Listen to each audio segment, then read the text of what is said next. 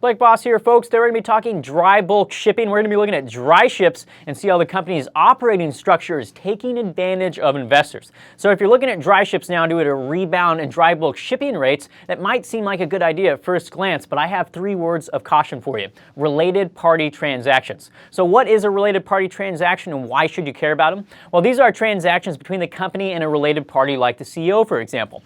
Investors need to pay attention to these to make sure the company isn't siphoning off shareholder capital to company insiders inappropriately.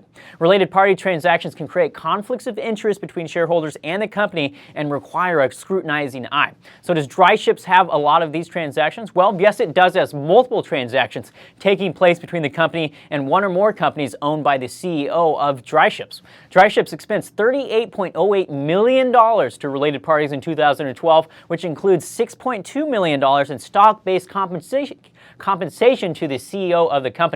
Basically, the way it works is the CEO has a consulting company on the side that handles operations of vessels for the company, chartering those vessels, company finance consulting, so if the company takes out a loan, it'll consult that, take a fee, and services for the CEO through another company. And basically, that company handles the compensation of the CEO, so the CEO's compensation gets paid to a consulting company and then to the CEO. So the takeaway here, folks, is these types of transactions are extremely worrisome as an investor.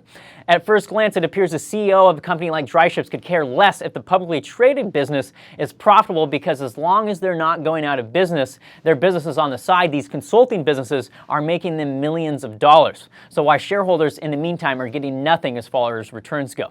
So search for these transactions when you're looking at dry bulk shipping companies in particular. They're all over the place and it's extremely worrisome as an investor. That's all I have for you today, folks. Thanks for watching and fool on.